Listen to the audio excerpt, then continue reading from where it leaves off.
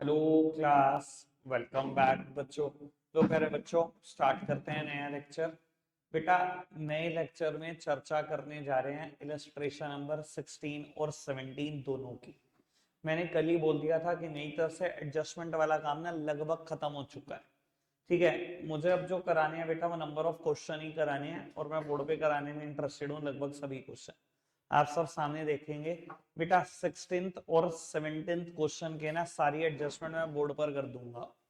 ठीक है, पढ़ना चाहिए। इलस्ट्रेशन नंबर 16 बेटा कहता है the following is the trial balance of Ram Kishan Vyas as at 31st of March 19 prepare trading and profit and loss account and balance sheet after making the following adjustment। बेटा ये कुछ एडजस्टमेंट मुझे गिवन है, मुझे trading account, P&L account और balance sheet बनानी है। रौनक भाई अब रुक जाओ बस, ठीक है, हो गया। बाबू मुझे क्लोजिंग स्टॉक की वैल्यू बताइए क्वेश्चन ने। तो 9638। क्लोजिंग स्टॉक को दो जगह एडजस्ट करना है, कर देंगे। रुक जा भैया, अब सामने देख ले, छोड़ दो। बेटा क्लोजिंग स्टॉक दो जगह दिखाना है, दिखा देंगे। प्लांट एंड मशीनरी पे 10% डेप्रीसिएशन लगाना है, फर्नीचर पे 5%, हॉर्स एंड कार्ट्स पर 1000 और गुडविल को भी राइट ऑफ करना है 3000। मैं आपको बता देता हूं बेटा, अगर मैं बुक में कर रहा होता मार्क तो बेटा मैं चारों पे डॉट लगा देता। प्लांट एंड मशीनरी पे डॉट, फर्नीचर पे डॉट, हॉर्स एंड कार्ट्स पे डॉट और गुडविल पे डॉट।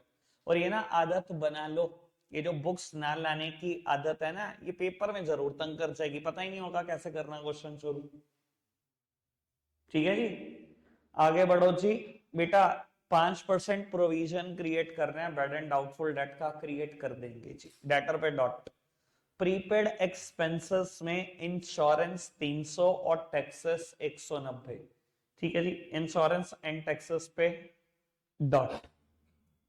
कहते 3/5 of the insurance and taxes, rent and general expenses to be charge to factory and balances to the office. बेटा 3/5 insurance and taxes का, rent का और general expenses का factory में चार्ज करना है, बैलेंस ऑफिस में। आकस्मिक बेटा इंश्योरेंस एंड टैक्सेस पे डॉट लगा दी होती मैंने, रेंट पे भी डॉट लगा देती हो, और जनरल एक्सपेंसेस पे भी। बेटा इनका 3/5, 3/5, 3/5 मुझे फैक्ट्री में दिखाना है, यानी कि 2/5, 2/5, 2/5 ऑफिस का खर्चा तो पी&एल में दिखाना है। भाई अब ऑलरेडी 10 मिनट जा चुके हैं, 5:42-43 हो चुके हैं, बिल्कुल चुप हो जाओ। वो उसके बाद कहता है ad is to be return of over 3 year. Ad का खर्चा 3 सालों में खत्म करना है, यानी कि एड मुझे 3 साल में बेनिफिट दे रहा होगा। ये बात मैं अभी कुछ दिन पहले डेफर्ड रेवेन्यू एक्सपेंडिचर के नाम से एडजस्टमेंट लिखकर समझा चुका हूं। ठीक है जी। और बेटा मैनेजर को कमीशन देनी है 10% उस नेट प्रॉफिट का जिसमें ये कमीशन चार्ज हो जाए, यानी कि नेट प्रॉफिट मैं निकालूंगा इन रफ, और फॉर्मूला लगाऊंगा net profit multiplied by the rate upon 100 plus rate. Answer आ जाएगा, उस आंसर को जस्टिफाई जरूर कर लेना एक बार। ठीक है जी, तो आपको पता लग जाएगा कि आपने ठीक किया है कि नहीं। सर ऐसा पेपर में आप क्वेश्चन एक्सपेक्ट कर सकते हो, 8 नंबर के लिए परफेक्ट चीज बनी है ये। भर भर के एडजस्टमेंट, भर भर के सर घुमा दे। ठीक है जी, इतनी एडजस्टमेंट। ठीक है जी, मस्त कम क्वेश्चन है ये, ऐसा क्वेश्चन आएगा जरूर, मैं पक्का बता सकता हूं आपको। चलो खैर बेटा करना शुरू करता हूं, एक एक करके सिर्फ सारी एडजस्टमेंट एडजस्टमेंट करूंगा, बाकी डायरेक्ट डायरेक्ट बातें सब छोड़ दी। ठीक है जी, चलो जी। प्रधानमंत्री जी इसको बंद रखा करो। बेटा trading and profit and loss account और बैलेंस शीट, बस जी सामने देखो। बेटा क्लोजिंग स्टॉक, अनमोल कहां कहां जाता है क्लोजिंग स्टॉक? ट्रेडिंग के क्रेडिट में और एसेट्स में। तो बेटा मैंने लिखा होगा बाय क्लोजिंग स्टॉक, और बेटा एसेट्स में भी लिखा होगा क्लोजिंग स्टॉक। 29,000 कुछ रुपए का है, क्लोजिंग स्टॉक वाली कहानी खत्म। क्लोजिंग स्टॉक में बस मुझे इतना ही बताना था। आगे देखो जी सब। बेटा डेप्रीसिएशन लगाने प्लांट एंड मशीनरी पे 10%, फर्नीचर पे 5%। पहले इन दोनों की बात करते हैं। वृंदा क्या करूं इसका, फटाफट से बता दो।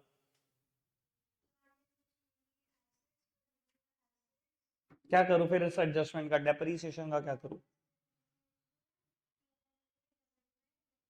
वेरी गुड बेटा, प्लांट एंड मशीनरी में से माइनस कर दो, फर्नीचर में से माइनस कर दो। देखें जी जरा कहां पर हैं कुछ, प्लांट एंड मशीनरी और फर्नीचर। बेटा प्लांट एंड मशीनरी सबसे ऊपर और फर्नीचर 4th नंबर पर। ठीक है जी, 19,720 प्लांट एंड मशीनरी गिवन है बेटा मेरे को 19,720। बेटा 10% डेप्रीसिएशन लगाना है, यानी कि 1972। ठीक है जी, माइनस कर दिया होगा मैंने, और बेटा करेक्ट वैल्यू कैलकुलेट कर दी होगी प्लांट एंड मशीनरी की। इस डेप्रीसिएशन को पीएनएल अकाउंट में ले जाना मत भूलना। To dab on machinery 1972। Same way बेटा फर्नीचर एक एसेट है, मैंने दिखाया होगा एसेट साइड 9480 है शायद, और बेटा इसके ऊपर डेप्रीसिएशन लगाना है 5%। ठीक है जी, यार एक बार मैं चेक ही कर लूं फिर गलत ही ना निकल जाए। 9480 ही है डेप्रीसिएशन, ये आया होगा। और बेटा ये डेप्रीसिएशन पीएनएल अकाउंट में भी दिखाना मत भूलना। चलो खैर आगे बढ़ते हैं। बेटा एक और एडजस्टमेंट भी थी, डैप लगाना है प्लांट एंड मशीनरी पर, फर्नीचर पर, हॉर्सेस एंड कार्ट पर भी 1000 का। वैसे बता देता हूं मैं आपको, मैंने इसी वजह से इसको इकट्ठा नहीं करा। लाइव स्टॉक पे कभी कोई डेप्रीसिएशन लगता नहीं है इन रियल लाइफ। ठीक है जी, ये गलत बात है, पर मैं अगर इसने एडजस्टमेंट दे दी मैं तो कर ही दूंगा। 1000 से कम करना है हॉर्सेस एंड कार्ट को, डेप्रीसिएशन लगाना है। Horses and cart live stock है बेटा, ये गिवन है 5165 का। बेटा लाइव स्टॉक 5165, 1000 का डेप्रीशिएट करना है, कर दिया होगा 4165। ये 1000 कहां चला गया होगा, to dab on live stock. लो जी, तीनों पीएनएल अकाउंट में चले गए। बेटा कहते हैं गुडविल को भी राइट ऑफ कर दो 3000 रुपए से। गुडविल को राइट ऑफ कर दो 3000 रुपए से। ढूंढो जी गुडविल कहां पर लिखा हुआ है, ये रहा 30,000 की गुडविल है। गुडविल भी एक एसेट है, इंटेंजिबल एसेट्स। 3000 से राइट ऑफ कर दो। राइट ऑफ करने का मतलब सब समझते हैं, मैंने उस दिन भी बोला था। बेटा राइट ऑफ करने का सबसे आसान मतलब होता है प्रॉफिट एंड लॉस अकाउंट में दिखाना, या इस साल के अकाउंट्स में दिखाना, ये मतलब होता है राइट ऑफ करने का। तो बेटा दिखा दो इस साल के अकाउंट्स में या पीएनएल अकाउंट में दिखा दो। बेटा मैंने पीएनएल अकाउंट में दिखा दिया, वाह भाई वाह, शाबाश तेरे हौसले को। रिटर्न ऑफ, बेटा राइट ऑफ कर दिए मैंने 3000 रुपए, और मैं 3000 रुपए दिखा रहा हूं। बेटा जितनी मैंने गुडविल रिटर्न ऑफ करी, एक को छोड़ दो भाई साहब, उस दिन पछताओ, क्योंकि उस दिन 20 लेट होते हैं, मैंने यही देखा। पहले यही बता दो, आगे कोई लेट ही नहीं आता उस दिन। तो राइट ऑफ द गुडविल, बेटा मैंने गुडविल राइट ऑफ करी है 3000 रुपए। चलो जी आगे बढ़ाते हैं। बेटा मैंने अभी ना एक ही पॉइंट में 4 एडजस्टमेंट करी। आप एडजस्टमेंट का लेवल समझ सकते हो इस क्वेश्चन में, कि एक ही पॉइंट में 4 एडजस्टमेंट है। अभी आगे और बहुत रहती हैं। आगे बढ़ते हैं बेटा, मुझे 5% प्रोविजन क्रिएट करना है डेटर का। ठीक है जी, provision for bad and doubtful debt. लेकिन इन सीक्वेंस हम माइनस करते हैं डेटर में से, पहले बैड डेट, फिर provision for bad and doubtful debt, फिर provision for discount on debtor. खैर इस क्वेश्चन में बैड डेट्स गिवन नहीं है, तो कहानी खत्म। सेकंड नंबर पे क्या माइनस होगा, यही provision for bad and doubtful date. तीसरे नंबर पे डिस्काउंट ऑन डेटर है, वो भी नहीं है इस क्वेश्चन में। तो यानी कि बेटा सीधा सीधा प्रोविजन बनाना, डेटर ढूंढ लो बाबू, कहीं ना कहीं तो होंगे।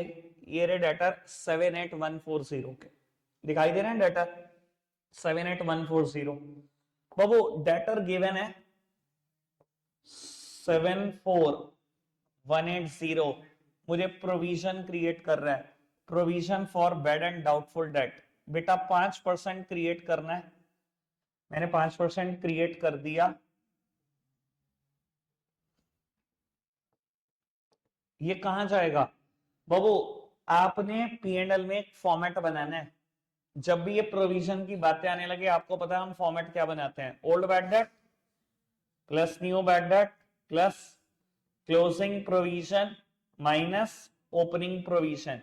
बेटा न्यू बैड डेट क्वेश्चन में नहीं है, कंफर्म्ड पता है, क्लोजिंग प्रोविजन मैंने अभी बनाई, ठीक है जी। बाकी ढूंढ लो क्वेश्चन में अगर है तो। ओल्ड बैड डेट और ओपनिंग प्रोविजन, ये रहा old bad date 1485, 1485। Opening provision ढूंढ लो। गधे होंगे तो इस साइड देखना शुरू कर देंगे, इसी साइड देखना जो शुरू कर देंगे। प्रोविजन एक लाइबिलिटी हमेशा क्रेडिट होती है। मिल गया 6000, मुझे पता है आधो का यहां से देखना शुरू होता, मैं एडवांस में जानता हूं भैया कितनी अकाउंटिंग की तुम्हें नॉलेज है, ठीक है जी। दे दे थक जाओ नॉलेज, तुम वहीं के वहीं रहते हो, और ये चीजें होंगी प्रैक्टिस से, ठीक। आज प्रैक्टिस नहीं करोगे कल कभी समझ ही नहीं आएंगी। तो बेटा ओपनिंग प्रोविजन 6000 रुपए का है, 6000 रुपए माइनस करे। अब ये देखो जी, बड़े काम की बात इस क्वेश्चन में, मजेदार बात बाबू, this plus this minus this, ये तो आंसर नेगेटिव आ गया। क्या करूं? वाह भाई वाह, by provision for bad and doubtful date, यही नाम से दिखाऊंगा, इसी नाम से दिखाऊंगा। बेटा ये दोनों का टोटल कर लेते हैं, कितना आ रहा है 5392, 6000 में से माइनस कर दोगे तो 608 रुपए आ रहा है बेटा। 608 रुपए मैंने दिखा दिए जी, कोई दिक्कत कोई परेशानी तो नहीं। आगे बढ़ जाते हैं, अगली एडजस्टमेंट्स की बात करते हैं। हम बेटा थर्ड एडजस्टमेंट तक पहुंच चुके हैं और पसीने दिलवा दिए भाई साहब, एडजस्टमेंट नहीं इतनी सारी। आगे बढ़ते हैं, प्रीपेड इंश्योरेंस और प्रीपेड टैक्सेस हैं 300 और 190 के, और इसके बाद फिर इसके ऊपर एडजस्टमेंट है कि third 3/5 of insurance and taxes is to be charge to factory and balances to the office. बेटा नीचे देखो, इंश्योरेंस एंड टैक्सेस एक साथ दिया होगा आपको, ये रहा इंश्योरेंस एंड टैक्सेस, क्या अमाउंट है 4175। आओ जी सामने देख रहे हैं सब। बेटा इंश्योरेंस एंड टैक्सेस अमाउंट दी हुई है 4175। सबसे पहली एडजस्टमेंट कि दोनों ही प्रीपेड है, एक 300 का एक 190 का, यानी कि 490 रुपए का फ्री प्रीपेड है, 490 तो पहले बाहर पहुंचा दो, माइनस कर दो प्रीपेड। बेटा 517 में से 9 गया 8, और ये आ गया 3685, कोई दिक्कत तो नहीं। प्रीपेड दो जगह जाएगा, एक यहां पर, दूसरा एसेट है प्रीपेड। बेटा प्रीपेड इंश्योरेंस एंड टैक्सेस 490 रुपए, एक एडजस्टमेंट तो डन। अब दूसरी एडजस्टमेंट ये कहती थी कि 3/5 of the insurance and taxes is to be charge to factory. भाजी गद्दे गुद्दे लगवा दे, सो जाओ, कोई रेस्ट कर लो थोड़ी देर। बेटा ये जो इंश्योरेंस एंड टैक्सेस हैं, कहते हैं इसका 3/5 फैक्ट्री में चार्ज कर दो, यानी कि 2/5 ऑफिस का है तो वो यहीं रहने दो। तो बेटा मैं इसमें से 3/5 माइनस कर रहा हूं, इसे कहां लेके जा रहा हूं, ट्रेडिंग अकाउंट में लेके जा रहा हूं। अब बेटा इसका 3/5 कितना, कैलकुलेट कर देते हैं।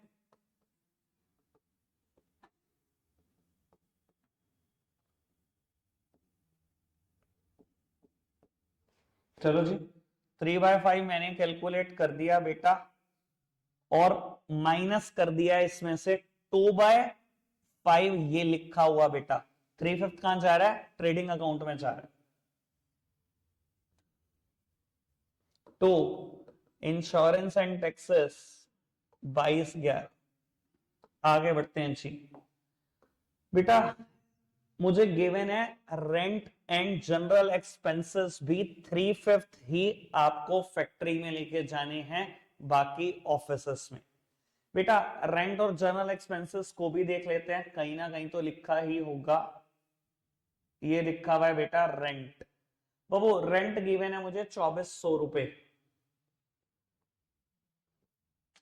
रेंट गिवन है बेटा 2400 रुपए, 2400 रुपए लिखा, 3/5 पहुंचा दो बेटा कहां पर, फैक्ट्री में। 3/5 इसका आ जाएगा 1440, 2/5 ये लिखा हुआ,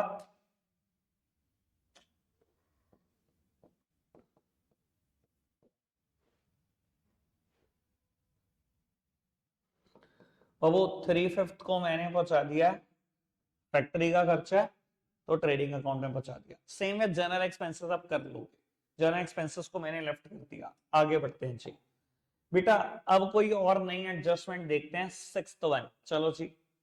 बेटा कहता है एड को राइट ऑफ करना है 3 सालों में। राइट ऑफ करने का मतलब अभी बोला था, फिर बोल रहा हूं, राइट ऑफ करने का मतलब सिंपली क्या होता है, प्रॉफिट एंड लॉस अकाउंट में दिखाना, यानी कि इस साल के अकाउंट्स में दिखाना।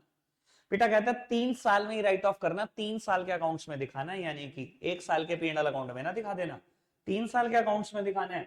बेटा पहले खर्चा देखो ऐड का कितना है, ये लिखा हुआ सबसे लास्ट खर्चा 4500 रुपए। बेटा 4500 का खर्चा, ये कुछ और नहीं डेफर्ड रेवेन्यू एक्सपेंडिचर है, आपने एसेट में दिखाया ऐड 4500। 3 साल में राइट ऑफ करना है, यानी कि हर साल कितना खत्म करूं इसको, 1500 रुपए। इस साल खत्म करूंगा, माइनस करूंगा, लिखूंगा राइट ऑफ, और बेटा इसको ले जाऊंगा प्रॉफिट एंड लॉस अकाउंट में, टू एड रिटर्न ऑफ। चलो जी 1500 रुपए राइट ऑफ करके दिखा दिए। बेटा लास्ट एडजस्टमेंट आपकी favourite, commission to manager 10% of the net profit after charging such commission. बेटा अब मैं पूरा तो अकाउंट नहीं बनाया तो मेरे पास पूरी फिगर तो नहीं होगी, मैं इनकी कॉपी करता हूं। बेटा आपके पास ना बचा होगा नेट प्रॉफिट, आपने रफ में कैलकुलेट किया होगा 57805। बेटा आपने रफ में कैलकुलेट किया होगा, आपके पास बचा होगा 57805। Profit multiplied by the rate divided by 100 plus rate. ठीक है जी, जब आपने इसको सॉल्व किया होगा, ये सॉल्व होकर आया होगा 5255। और बेटा जब आपने नेट प्रॉफिट निकाला होगा इस कमीशन को माइनस करने के बाद, ये बचा होगा 52550। समझदार को इशारा काफी। बेटा मुझे कितनी देनी थी मैनेजर को कमीशन, 10% उस नेट प्रॉफिट का जिसमें कमीशन माइनस हो चुकी हो। इस नेट प्रॉफिट में सारे खर्चे माइनस हो चुके हैं, ये कमीशन भी माइनस हो चुकी है, क्या इसका 10% ही है कमीशन? कल भी यही बात हुई थी, ठीक है ना जी। और मैनेजर कमीशन एक जगह तो जाएगी नहीं, क्या कहां जाएगी, दूसरी जगह। आउटस्टैंडिंग मैनेजर कमीशन लिखकर लाइबिलिटी में भी जाएगी 5255।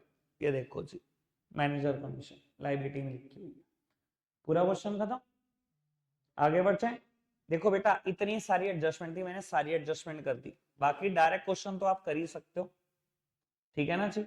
अब बेटा 17th इलस्ट्रेशन की तरफ चलते हैं, कॉम्प्लिकेटेड है, एक आध बात नहीं भी आएगी, चलो बहुत बढ़िया, अगर आए मुश्किल बातें आए सीखने को मिले बढ़िया बात है, मजा आ जाएगा बेटा क्वेश्चन करके। 2 बातें नहीं है, बहुत ही बढ़िया क्वेश्चन, पढ़ते हैं जी। कहता है क्लोजिंग स्टॉक की वैल्यू है 50,000, बहुत बढ़िया सिंपल बात है। Goods costing 5,000 were distributed among the staff members free of cost. बेटा 5,000 रुपए का गुड्स कहता है स्टाफ में बांट दिया फ्री ऑफ कॉस्ट, ठीक है जी। ड्राइंग है, स्टाफ में बांटा है, पर्सनल खर्चा है, तो बिजनेस के लोगों का खर्चा है भैया, कैसी बात कर रहे हो यार। अभी अभी अभी रुक जाओ, अभी चैरिटी है, एड है बाबू। एड का खर्चा क्या होता है, सैंपल बांटना होता है। अगर गुड्स निकाल के अपने स्टाफ मेंबर में बता दिया तो एड है, एड कैसे हो गया, उनको पता नहीं तुम्हारी दुकान में वो गुड्स सजे हुए हैं,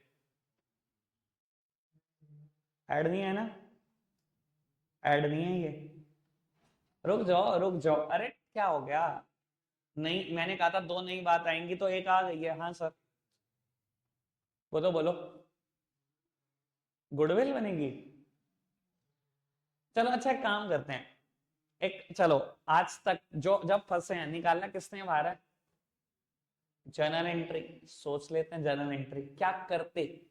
अच्छा गुड्स कम हो रहे हैं ये पता लग रहा है, तो टू परचेजेस डेबिट किसको करूं, स्टाफ के लिए मैंने खर्चे goods.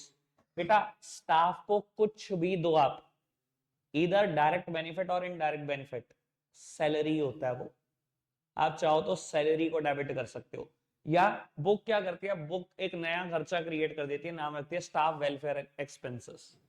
Staff welfare expenses account debit to purchases. उन्होंने ये जर्नल एंट्री सोची, मैं आपको सीधी सीधी बात बता रहा हूँ, कान ऐसे नहीं पकड़ने, सीधे पकड़ लो, सैलरी टू परचेस है, स्टाफ के लिए कुछ भी खर्चो सैलरी तो है। समझ में आती है बात। एक बात आपको बता देता हूँ, चलो बहुत आगे की डिटेल में जाके, ये बातें ना आपको बहुत बाद में सब्जेक्ट आएगा इनकम टैक्स, वहां पढ़ने को मिलेगी। बेटा all form of rewards given to the employees known as salary, इधर डायरेक्ट और इनडायरेक्ट। अगर बात बड़ी सिंपल सी है, सोचने की जरूरत करो इस चीज को, कि अगर आज आप किसी ऑर्गेनाइजेशन को ज्वाइन करते हो, वो कह रहे हैं नगद तो हम तुम्हें 9 लाख रुपए देंगे, ठीक है, और एक हमें ना हम आपको दे रहे हैं ऑर्गेनाइजेशन का फ्लैट रहने के लिए, ठीक है जी, ऑर्गेनाइजेशन का फ्लैट रहने को दे रहे हैं, इसको टेक्निकल भाषा में बोलते हैं आरएफए, रेंट फ्री अकोमोडेशन। हम आपको रहने को दे रहे हैं, रेंट भी नहीं ले रहे और रेंट फ्री अकोमोडेशन दे रहे। सिमिलर चीज अगर ऑर्गेनाइजेशन ने अपना फ्लैट रहने को दे दिया, अगर रेंट पे चढ़ा दिया तो 25,000 रुपए महीना रेंट आता है। इनडायरेक्टली बोलू ना, अगर 25,000 रुपए महीना तो साल के मतलब 3 लाख, और 9 लाख आपको नगद मिल रहे हैं। आपकी सैलरी 9 लाख नहीं है, आपकी सैलरी 12 लाख है, क्योंकि ऑर्गेनाइजेशन आपके ऊपर 12 लाख खर्च रही है। 9 लाख कैश, 3 लाख रुपए जो भाई पैसे का ना आना जाना ही तो होता है। अगर आपको ना देती तो रेंट पे चढ़ाती तो आता ना 3 लाख रुपए। समझ में आई बात? चलो खैर, अब बात को आगे बढ़ाते हैं, एक चीज पे ही नहीं फंस जाना बेटा।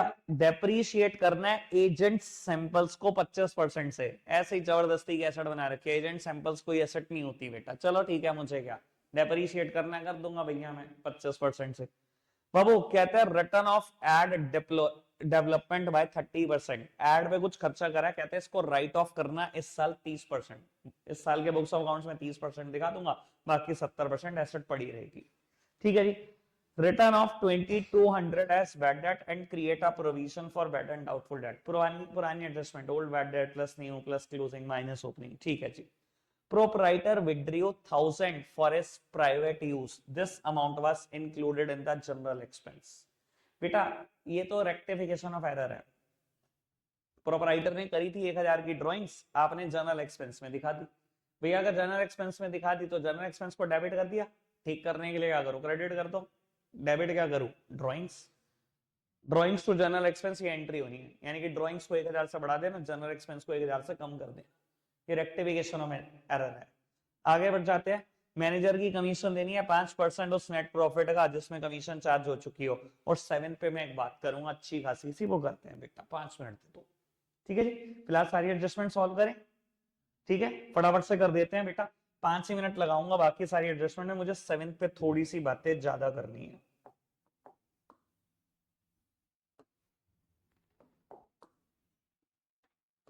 बेटा क्लोजिंग स्टॉक की कहानी बड़ी सिंपल सी है। क्लोजिंग स्टॉक जो 50,000 का दे रखा है तो एसेट में आ गया होगा, और एक ट्रेडिंग के क्रेडिट में आ जाएगा बाय क्लोजिंग स्टॉक के नाम से। ये तो होगी कहानी सिंपल सी, ठीक है जी। आगे बढ़ जाए।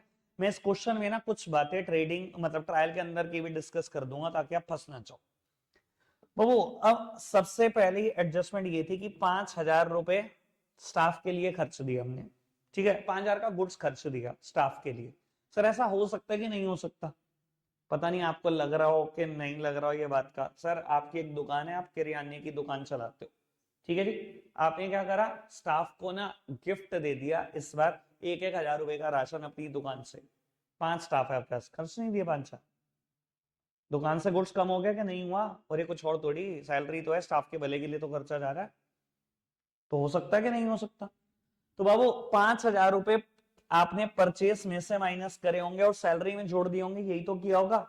दिखा दूं इन्होंने क्या किया, ये पढ़ना चाहिए। Free goods to staff, purchase में से माइनस कर दिए 5,000। दूसरा ट्रीटमेंट बेटा, पी एंड एल अकाउंट 5,000 रुपए ढूंढ लो, ये रहा, नाम लिखा हुआ है स्टाफ वेलफेयर एक्सपेंसेस, मैं सैलरी में ही जोड़ देता, ठीक है जी। कोई दिक्कत कोई परेशानी? बढ़ जाए आगे बाबू। अगली एडजस्टमेंट, वो तो वही था यार, अगली एडजस्टमेंट, एजेंट सैंपल पे 25% डैप लगाना है। एजेंट सैंपल कितने का दे रखा है भैया? 6,000 रुपए का दे रखा है, 25% डैप लगाना है। आओ जी लगाते हैं बेटा। एजेंट सैंपल 6,000 रुपए का दे रखा है, 25% डैप मतलब 1,500 का डेप्रीसिएशन। ये 1,500 कहां चले जाएंगे? पीएनएल अकाउंट में चले जाएंगे। To dab on agent sample 1,500। चलो सिंपल बात बेटा। एड डेवलपमेंट के भी कुछ खर्चे हुए थे, एड डेवलपमेंट को 30% राइट ऑफ करना है। देखते हैं जी एड डेवलपमेंट पे कितना खर्चा किया। एड डेवलपमेंट 15,000, एड डेवलपमेंट का खर्चा 15,000, कहता है 30% राइट ऑफ कर देना, मतलब 30% इस साल के बुक्स ऑफ अकाउंट्स में दिखा देना। बेटा दिखाओ 30%, इसका 30% मतलब 4,500। ये चला जाएगा भैया। टू एड रिटर्न ऑफ, चलो जी नेक्स्ट वन बाबू, provision for bad and doubtful debt वाली एडजस्टमेंट छोड़ दो, छोड़ दो, पता ही है सबको कैसे करेंगे। पहले डेटर में से 2200 माइनस करना, फिर प्रोविजन क्रिएट करना। ये न्यू बैड डेट है, ये रहा क्लोजिंग प्रोविजन। देख लो ऊपर कोई ओल्ड बैड डेट भी है क्या, यहाँ पर ढूंढ लो। बैड डेट डेबिट साइड ही ढूंढना, नहीं है। क्लोजिंग प्रोविजन, ओपनिंग प्रोविजन ढूंढ लो, ओपनिंग प्रोविजन ये रहा, ठीक है जी। ओल्ड बैड डेट्स के सामने डैश, बाकी तीनों फिगर मिल जाएंगे आपको। क्लियर है जी, ठीक है। आगे बढ़ रहे हैं पुत्र, ये तो मैंने बता ही दिया। जनरल एक्सपेंस में से 1000 माइनस, ड्रॉइंग्स में 1000 जोड़ देना, ये 1000 रुपए, ठीक है ना जी। बाबू जनरल एक्सपेंस में जुड़े हुए थे जबकि प्रोपराइटर की ड्रॉइंग्स थी। ये देख लो बेटा, ये क्या करते हैं, जनरल एक्सपेंस में से माइनस कर दिए 1000, ड्रॉइंग्स में 1000 जुड़े हुए मिल जाएंगे, ये देख 1000। ट्रायल के अंदर ड्रॉइंग से 8500, 1000 एडजस्टमेंट में वो दिख रही है यहाँ पर, ठीक है। बाबू अब कमीशन वाली बात भी पुरानी है, मुझे लगता है कमीशन वाली बात भी क्या डिस्कस करूं। एक मुझे लास्ट एडजस्टमेंट डिस्कस करनी है, कमीशन भी डिस्कस नहीं कर रहा, कर चुका हूं 2-3 क्वेश्चन में लगातार। मुझे एक लास्ट बात डिस्कस करनी है, और बेटा एक आधी बात और। अब एक बार ना इसका ट्रायल ढंग से देखते हैं।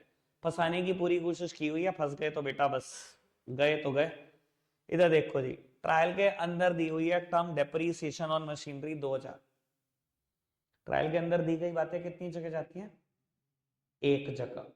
और बेटा अगर डैप ऑन मशीनरी दिया हुआ है तो मशीनरी में पहले से एडजस्टेड है, ये बात करके भी दिखाई थी मैंने। कहां जाएगा, सीधा P&L अकाउंट में लिख देना डैप ऑन मशीनरी, डन। आगे बढ़ो जी, एक और चीज दी हुई है प्रीपेड एक्सपेंसेस। भैया अगर प्रीपेड एक्सपेंसेस है एक ही जगह जाएंगे, अब ट्रायल के अंदर है सीधा एसेट में ले जाना, जो भी खर्चा होगा उसमें से एडजस्ट हुआ होगा, ये ट्रायल के अंदर है मतलब उसमें एडजस्टेड है ऑलरेडी, ठीक है जी। और बस और कुछ ऐसा नहीं था, ठीक है, समझ में आती है बात। अब सीधा लास्ट पर आ जाऊं, चलो अब लास्ट पर आ जाते हैं सीधा। सर आपके लिए कुछ होमवर्क है, मैंने करा 16 और 17, आपके लिए होमवर्क है 18, 19 पहले ही कर चुके हो, 18 और 20, ठीक है। 18 और 20 दो इलस्ट्रेशन होमवर्क है, ठीक है। कल लास्ट लेक्चर होगा इस चैप्टर पे, 24 ही है, 21-22 करूंगा, 23-24 होमवर्क दूंगा। परसों आएंगे एक नया चैप्टर शुरू करेंगे, शायद इसी हफ्ते सिलेबस खत्म, ठीक है जी। फिर रिवीजन शुरू करते हैं, चलो जी। बाबू मैं सिर्फ लास्ट चीज पर कुछ बोलना चाहता हूं, आप सामने देखेंगे प्लीज। बेटा एक टर्म ना आपने ना मुझसे पढ़ी है, लाइबिलिटी या लाइबिलिटीज, ठीक है। एक टर्म आपने मुझसे भी कुछ दिन से पढ़ रहे हो, फाइनल के सिलेबस में पढ़ रहे हो बार बार, प्रोविजंस, ठीक है। और आज एक और टर्म आ गई है कंटिंजेंट लाइबिलिटी। इवन मैं आपको ये बता देता हूं, most of the teacher differentiate नहीं कर पाते, बच्चों के लिए तो बहुत मुश्किल है। बाबू क्या फर्क होता है लाइबिलिटीज में, प्रोविजंस में और कंटिंजेंट लाइबिलिटी में। बेटा लाइबिलिटीज ना वो चीजें होती हैं जिनका होना बिल्कुल श्योर है, और बेटा जिनकी अमाउंट भी बिल्कुल श्योर है। मैंने क्रेडिटर के पैसे देने या मैंने बैंक लोन देना और 2 लाख का देना, इवेंट भी बिल्कुल श्योर है कि देने ही है, और बेटा पैसे भी बिल्कुल श्योर है। प्रोविजन हमेशा वो चीजें होती हैं जिनका होना तो श्योर है, पैसे श्योर नहीं होते। जैसे कि provision for bad and doubtful date, ये तो पता है पैसे मरेंगे, जब इतना उधार लग जाता है डेटर के ऊपर तो पैसे तो मरते हैं, ये नहीं पता कितने मरेंगे। अंदाजे से 5% प्रोविजन, अंदाजे से 10% प्रोविजन, एक्जैक्टली उतना ही मरेंगे ऐसा कभी कोई जरूरी है ही नहीं। समझ में आती है बात। और बेटा कंटिंजेंट लायबिलिटी, कंटिंजेंट लायबिलिटी बेटा वो लायबिलिटीज होती हैं जिनका होना ही श्योर नहीं होता, ठीक है जी। अगर होना ही श्योर नहीं होता, कभी कभी अमाउंट भी श्योर होती है, पर बेटा ज्यादातर केस में अमाउंट भी श्योर नहीं होती। इनका होना भी श्योर नहीं होता और अमाउंट भी श्योर नहीं होती। जैसे कि बेटा आप कोई कंपनी हो एबीसी लिमिटेड, आपके खिलाफ कोर्ट में मुकदमा चल रहा है, अभी तो यही नहीं पता हारोगे या जीतोगे, और हार गए तो कोर्ट कितनी पेनल्टी लगा देगा ये भी किसी को नहीं पता, क्योंकि लॉ कहता है पेनल्टी 1 गुने से लेकर 7 गुने तक कुछ भी हो सकती है। अभी तो कोर्ट की मर्जी है, उसको क्या लगता है कितना सीरियस क्राइम है, कुछ भी हो सकती है। तो पहली बात तो होना ही श्योर नहीं है, हो भी सकती है, ये लाइबिलिटी आपके ऊपर आ भी सकती है, ये हो सकता है लाइबिलिटी ना भी आए, और अगर आए तो कितने की आए ये भी कुछ नहीं पता। बेस्ट एग्जांपल कंटिंजेंट लाइबिलिटी का कोर्ट केसेस होते हैं। समझ आई बात? बेटा क्या हमने इसको अकाउंट्स में दिखाया? बिल्कुल दिखाया प्रोविजन को। क्या हमने इसको भी अकाउंट्स में दिखाया? जी बिल्कुल दिखाया। क्या हमने कंटिंजेंट लायबिलिटी को आज तक अकाउंट्स में दिखाया? आपको पता ही नहीं है, हमने कभी भी नहीं दिखाया। पर बेटा क्या इसको दिखाना है? दिखाना है। कहां दिखाते हैं ये समझ जाओ। बेटा जब बैलेंस शीट को हम खत्म करते हैं, जहां हम बैलेंस शीट का टोटल खत्म करते हैं ना, बिल्कुल उसके तुरंत नीचे हम हेडिंग लिखते हैं कंटिंजेंट लायबिलिटी, और उस कंटिंजेंट लायबिलिटी को एक्सप्लेन करते हैं। इससे पता है हम क्या बोलते हैं कि हम कंटिंजेंट लायबिलिटी को कहां दिखाते हैं? Foot note of balance sheet. क्या बोलते हैं? Foot note. Foot note of balance sheet में दिखाते हैं। बैलेंस शीट खत्म करने के बिल्कुल तुरंत नीचे लिखते हैं कंटिंजेंट लायबिलिटी। फुट नोट है, पैरों में दिखा रहे हैं बैलेंस शीट के। समझ में आती है बात? कोई दिक्कत कोई परेशानी तो नहीं? वैसे मैं इसको एक कंसेप्ट से लिंक करूंगा, मैं तुम्हें आज बता रहा हूं। वो चैप्टर ना कोर है मेरी, पर मैंने तुम्हें अभी पढ़ाया नहीं उस लेवल पे जिस लेवल पे मेरा पढ़ाने का मन था, क्योंकि हाफेडली से पहले समझ नहीं थी। अब आ जाएगी समझ, अब देख लेना उस चैप्टर में मेरी स्ट्रेंथ। ठीक है जी, चलो खैर फिलहाल इस क्वेश्चन को वाइंड अप कर देते हैं। बेटा इस क्वेश्चन में देखना 7th वन क्या लिखा है, इधर देखो जी। वो लिखा है there is a contingent liability of 20,000 in respect of court cases. बेटा कोर्ट केस की एक लायबिलिटी बता रखी है 20,000। चलो हो सकता है अमाउंट यहाँ पर श्योर हो कि अगर आप हारे तो 20,000 रुपए कोर्ट ले लेगी, पर अभी बेटा क्योंकि कंटिंजेंट लायबिलिटी उसने बोल दिया, पर ये कोई श्योर नहीं है कि 20,000 लग गए आपके। अगर ये श्योर होता ना 20,000 लग गए, सीधा लायबिलिटी में लिख रहा होता। अगर लगने ही है तो फिर तो सीधा लायबिलिटी में लिखता। अगर वो उसने वर्ड ही कंटिंजेंट लायबिलिटी दिया है, इसका मतलब इस इवेंट का होना श्योर नहीं है, अभी श्योर नहीं हुआ। हारे तो 20,000 रुपए लगेंगे, जीत भी सकता हूं। तो बेटा इसे कहां दिखाएंगे? Footnote of balance sheet. देखते हैं इन्होंने कैसे प्रेजेंट किया इस चीज को। ये बैलेंस शीट खत्म करा टोटल, ये देखो जी note there is a contingent liability of 20,000 in respect of court case. वही उठा के लाइन पूरी चिपका दी, पर चिपकाई कहां? फुटनोट ऑफ बैलेंस शीट में चिपकाई। क्लियर है बात? और बेटा ऐसी कंटिंजेंट लायबिलिटी पर्टिकुलरली एक ऐसी एडजस्टमेंट है जो दो जगह नहीं जाती, एक ही जगह जाएगी, एक ही ट्रीटमेंट है। समझ आती है बात? क्लियर? दो होमवर्क है बता दिए। 19th क्वेश्चन पहले से ही कराया हुआ इलस्ट्रेशन, तो 18th इलस्ट्रेशन और 20th इलस्ट्रेशन करके आना बेटा, जरूर करके आना, क्योंकि कुछ बातें नहीं आएंगी। जैसे अब बेटा मैं आप कहो कि मैं हर चीज एडजस्टमेंट में लिख दूं, मैं नहीं लिख सकता। कोई टीचर ही नहीं हो ऐसा पैदा हुआ जो लिख दे। अब ये बात कायदे से तो रेक्टिफिकेशन ऑफ एरर है, ये भी लिख दो, ये भी लिख दो एडजस्टमेंट नंबर 17। भाई रेक्टिफिकेशन ऑफ एरर तो 50 हो सकती है, सब लिख दो क्या? कोई क्वेश्चन क्या दे देगा, कोई क्वेश्चन क्या दे देगा। अब हो सकता है 20th में भी एक बात नहीं आ जाए। तो बेटा ध्यान रखना, इतना करने के बाद भी ये चैप्टर पूरा नहीं होता, क्योंकि रेक्टिफिकेशन तो कोई भी टीचर कुछ भी दे सकता है कि ये गलती कर दी थी अकाउंट्स में, कर दो ठीक। ठीक है ना जी? चलो जी रखते आज के लिए इतना ही है प्यारे बच्चों, बाय बाय।